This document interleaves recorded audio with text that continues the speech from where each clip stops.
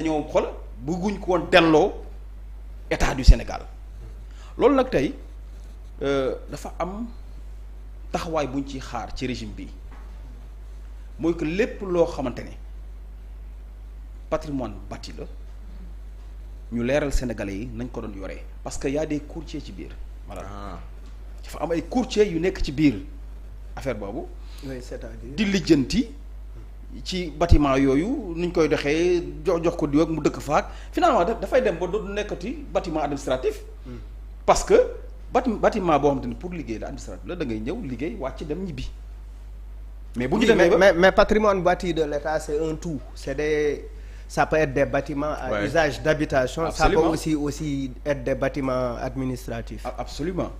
Mais man li may wax foofu mooy dama bëgg par exemple mu leer parce que bu ñu demee bay génn dossier yëpp nañu leer lépp Sénégalais yi ci patrimoine bâti boobu. beneen bi yaa ngi koy wax sànq ci wàllum réduire le train de vie de l'État ak yooyu noonu. am na fu ñu la faloon sax foofu fànte la poste boobu est-ce que tam jël ko ba léegi oui non fal nañ ma c'est une nomination statutaire. Nomination. Oui, mais c'est le conseil économique en fait dañ ma nommé à la place de Birahim Seck quoi. Ok bi ñu lay nommé est-ce que bi ñu lay nommé avertir nañ la. Non yëguma ko. yëgoo ko. waaw yëguma ko. Déjà. Je suis même pas pour le moment déjà allé mais il faut quand même préciser que au conseil économique et social il est prévu de nommer des membres de la société civile. C'est une nomination statutaire. Fa la ñoom Imam Ndaw nekk fa la ñoom Oustaz Aliou Sall nekk non plutôt Oustaz Aliou Sall fa la nekk fa la Ismaïla Lo fa la nekk Birahim Seck fa la nekk. Ce qui veut dire que il ne faut pas mettre dans la tête des gens que quand quelqu'un est nommé au conseil économique et social on le nomme pour le corrompre parce que Birahim Seck c'est en état un conseil économique et social qu'il a écrit Prodac un festin xawma etc. Donc ça n'empêche jamais les gens, ça ne lie pas les gens.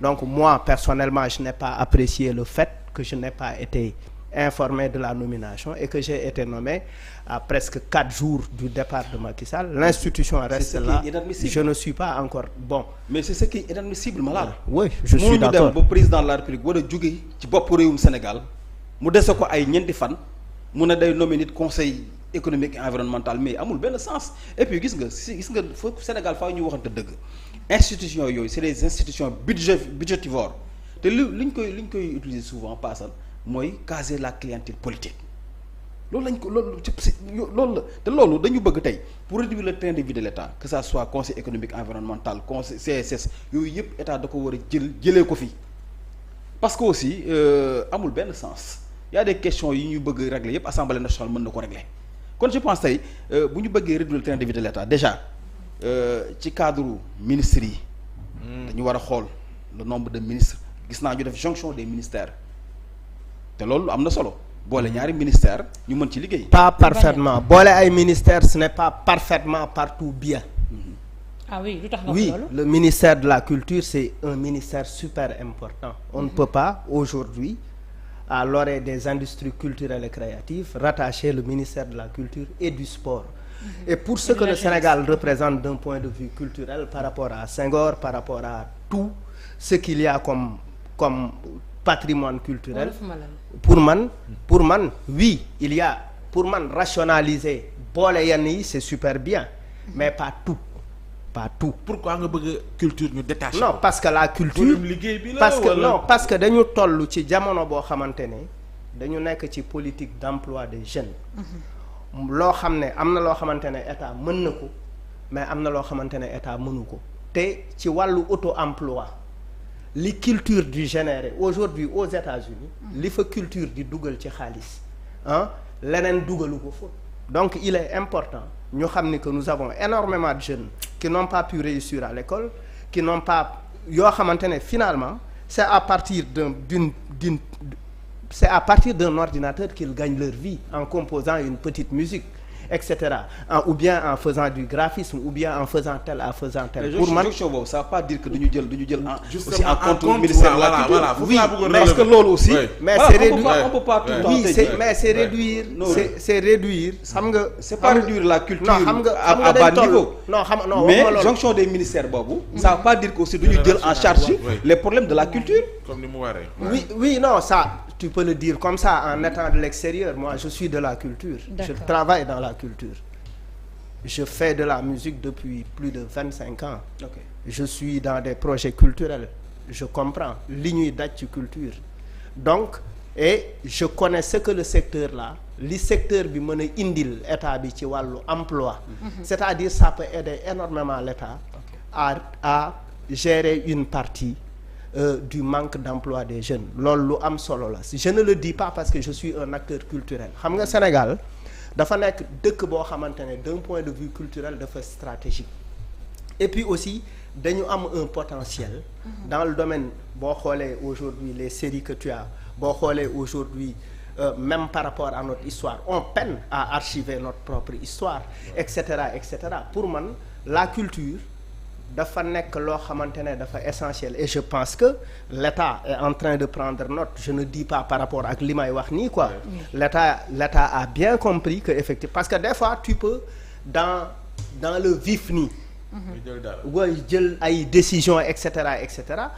et rien n'empêche à l'État de revenir en arrière sur certaines questions. Oui, donc mais li ngay laal lan la mooy ni nit ñi boole comme ni Mass di wax boole département culture ak sport sport ak culture. oui mais dañu parce que boo xoolee ñaar yooyu dafa am lien. oui quand on parle de culture et sport ñaar yooyu dafa am lien.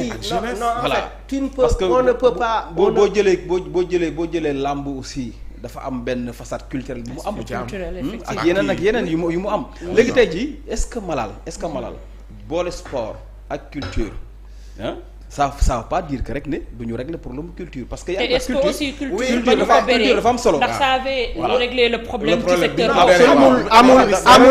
Attends, y a aucun ministère qui peut bu ñuy teg mu régler tous les problèmes. amul benn ministère bu ko mën. loolu mënul nekk. D'accord. Sinon du ñu folli état pour fal keneen. C'est parce que effectivement on est parti des manquements d'un pouvoir qui a mal géré d'un point de vue par rapport à ses engagements, par rapport au traitement même des citoyens, etc. Et les Sénégalais ont sanctionné. Il faut applaudir cela.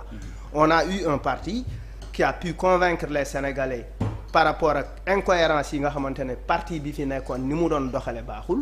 Il y a eu un nouveau parti. Absolument. Qui est arrivé au pouvoir avec des propositions. Mais ça n'empêche pas aussi les gens de dire écoute, il y a sur certains aspects il faut faire attention parce que aussi c'est ça notre rôle en réalité. mooy bu ñu boole culture ak jeunesse. je veux dire en fait la question de jeunesse c'est une question transversale à tous les ministères. C'est une question transversale. Maintenant da nga jël sport def jeunesse après def culture. Tu places la culture en dernier lieu. etc. Pour man la culture du sax pour man. Et puis vous allez voir d'ici quelque temps c'est-à-dire li culture mën a et puis culture au-delà de ça au-delà de lan la mën a lan la mën a créer en termes d'emploi le rôle de la culture pour l'émancipation d'une société. Une société a besoin de culture de manière globale. La culture elle doit être un département à part. dafa war a am un ministère à part parce que avec différentes directions dama ne la tey dañuy juddu ci économie bi nga xamante ne d'un point de vue digital culture bi déjà mu ngi jógee ci culture bi tey y a beaucoup de jeunes par exemple quand tu prends les artistes de la nouvelle génération ils ne connaissent pas le ministère de la culture parce que effectivement c'est des gens qui ont appris à travailler effectivement sans pour autant dépendre parce que effectivement la culture mën nga sukkandiku à partir de la culture pour arriver pour générer énormément d'argent. Maintenant nag pour moi dafa jot ñu gën ko dooleel gën ko jox doole etc. pour effectivement permettre à beaucoup plus de personnes qui sont dans le théâtre qui sont dans la danse qui sont dans la musique etc. D'accord loolu dinañ ñëw voilà xam nga inquiétude Malal mën naa ko comprendre